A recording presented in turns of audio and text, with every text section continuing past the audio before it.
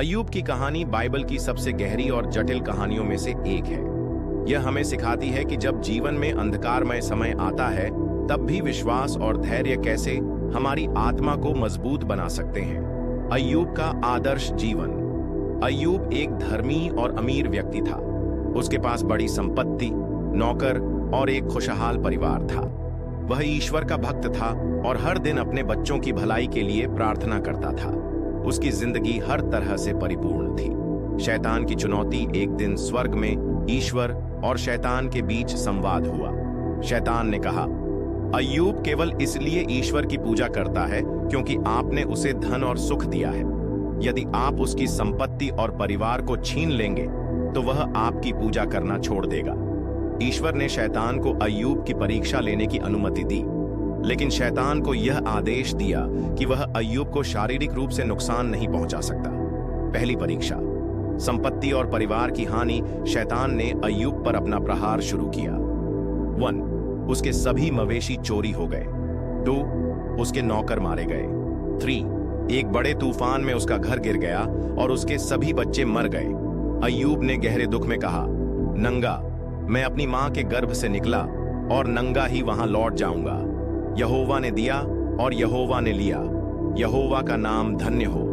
अय्यूब ने अपने दुख में भी ईश्वर की निंदा नहीं की। दूसरी परीक्षा। स्वास्थ्य की हानि। शैतान ने फिर से ईश्वर से अनुमति मांगी और इस बार अय्यूब के शरीर को तकलीफ पहुंचाई। वह भयानक चर्म रोग से पीड़ित हो गया। उसके शरीर पर फोड़े फूंसी हो गए और वह राख में बैठकर अपना दुख मनाने लगा। उसकी पत्नी ने उससे कहा, तुम अब भी अपने ईश्वर के प्रति सच्चे हो? उसे श्राप दो और मर जाओ। लेकिन अय्यूब ने उत्तर दिया, क्या हम केवल ईश्वर से अच्छा ही ग्रहण करेंगे और बुरा नहीं? दोस्तों का आगमन और दोषारोपण। अय्यूब के 3 मित्र एलीफज, बिल्दद और सोफर उसे सांत्वना देने आए, लेकिन उन्होंने अय्यूब को यह समझाने की कोशिश की कि उसकी तकलीफ उसके पापों का परिणाम है। उन्होंने कहा, ईश्वर केवल पापियों को दंड देते हैं। तुम्हारे साथ यह सब इसलिए हो रहा है क्योंकि तुमने कोई बड़ा पाप किया है। अय्यूब ने अपने आप को निर्दोष बताया और कहा कि वह धर्मी है। उसने ईश्वर से अपने दुख का कारण जानने के लिए प्रार्थना की। ईश्वर का उत्तर। अंततः ईश्वर ने एक बवंडर में प्रकट होकर अय्यूब से बात की। उन्होंने उससे गहरे और रहस्यमय प्रश्न पूछे, जैसे, जब मैंने पृथ्वी की नींव रखी तब तुम कहां थे? क्या तुम समुद्र को सीमाओं में बांध सकते हो? क्या तुम आकाश के तारों को नियंत्रित कर सकते हो? ईश्वर ने अय्यूब को यह सिखाया कि मानव की समझ सीमित है और ईश्वर के कार्यों का उद्देश्य समझ पाना असंभव है।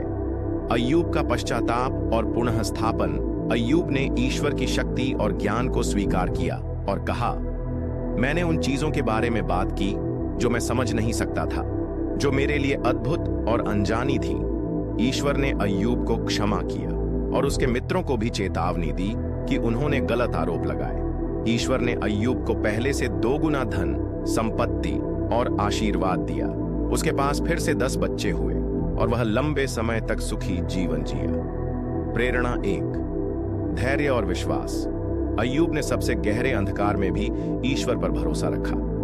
2. दुख में समझ।